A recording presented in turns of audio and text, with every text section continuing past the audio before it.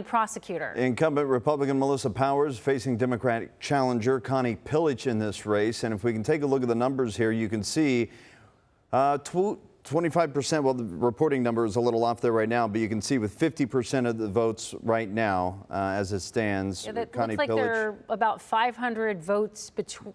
very close margin right there. Yeah. Regardless of who wins here, they're going to be making history as the first woman elected in this position as prosecutor in Hamilton County.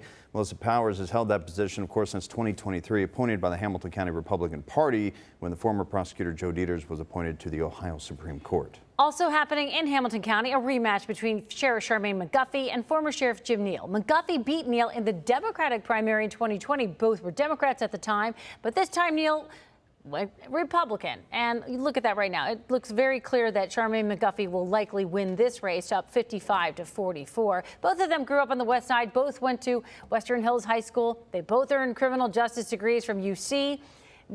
Neal joined Hamilton County Sheriff's Office in 1981, McGuffey in 1983. Let's go back to Cleveland, where Bernie Moreno is now at the podium speaking. White and blue wave in this country.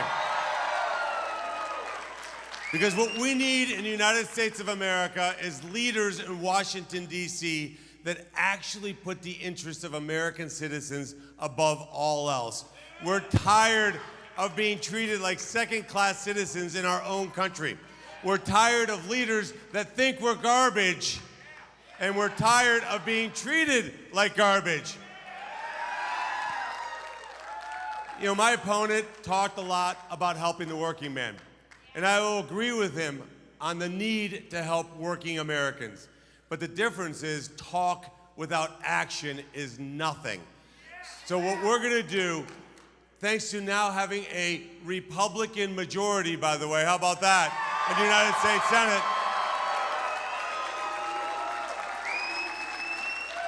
and Chuck Schumer, if you're watching, thanks for the help in the primary, but you're fired, buddy.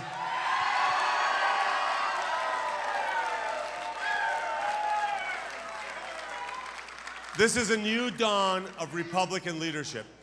With President Trump and J.D. Vance in the White House, we are going to advance an agenda that is an American agenda.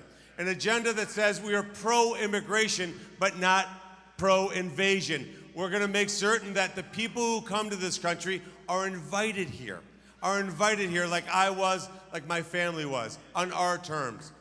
We're going to make this country an energy-dominant nation so that my kids do not grow up in a country where we ever rely on a foreign nation for energy ever again.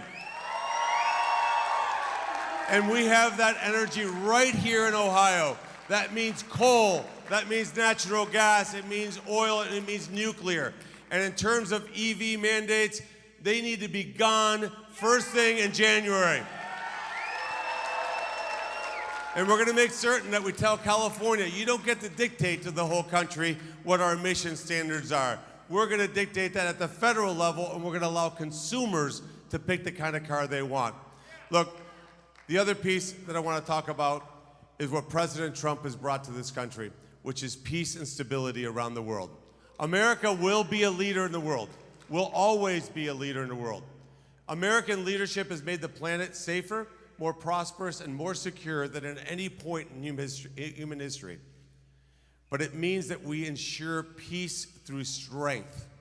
The weakness of Joe Biden and Kamala Harris is rejected, and I know that from whether it's in Jerusalem or Kiev or anywhere else on earth or Taiwan, they're cheering this election because they know American strength will ensure peace around the world. And if you're a police officer in this country, just know you have a senator in me and a Republican Party that will always have your back.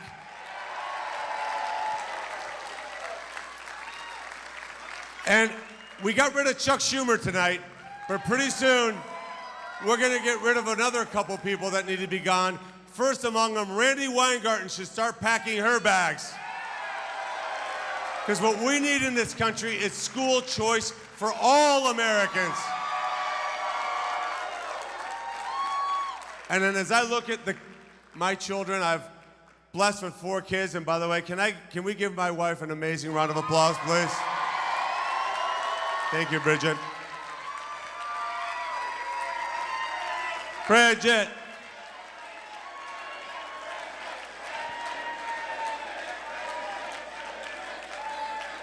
Look, we need to make certain that we honor teachers, They're doing great work in every corner of the country. Teachers are our front line. Unfortunately, they have a teachers union that doesn't care about them. We're gonna make certain we empower teachers to teach our kids what they need to do. And that means getting the federal government out of the way and allowing states to take on responsibility. And finally, I'm gonna say this. We're $36 trillion in debt. This is not sustainable. We cannot continue on this fiscal path. What we're going to do is massively reduce the size and scale of the federal government, and we're going to do it from Congress, because it's Congress that has the power of the purse. Now, that starts by getting rid of agencies that we don't need, relocating them out of Washington, D.C. We're going to have a bold and ambitious agenda for the Republican Party. And I know that President Trump is going to bring greatness back to this country unlike anything we've ever seen. So President Trump, if you're watching, thank you. Thank you for being decisive in my primary. Thank you for being the greatest president of my generation. And thank you for the sacrifices that you've made for this country. This country owes Donald J. Trump a debt of gratitude.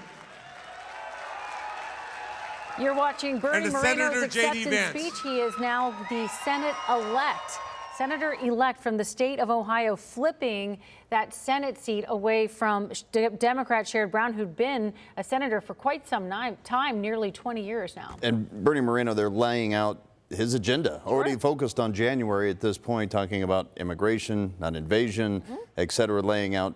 Saying an ambitious agenda for the American people, bold and ambitious. He'll have peace through strength, and that is his goal. Yeah. All right, so more about that coming up. The race for Ohio's first congressional district, obviously a main headline as well. Congressman Greg Landsman has claimed victory over his Republican opponent here, Orlando Sonza. WCPO 9 News reporter Sam Harris-Simowitz is live from where the incumbent congressman addressed his crowd of excited supporters. Still busy there, huh, Sam? It sure is. There was plenty of cheers when the congressman came out and addressed the crowd about a half an hour ago. He's still making the rounds through this sea of supporters here and over the Rhine here that were cheering for him as it was announced that he had won re-election. He actually said that voters made history in this district, making him the first Democratic incumbent to be re-elected in decades. He brought up his gratitude for voters and wanted to remind those in Ohio's District 1 who did not vote for him that he's working for them too. And during his speech, he said he's ready to keep working.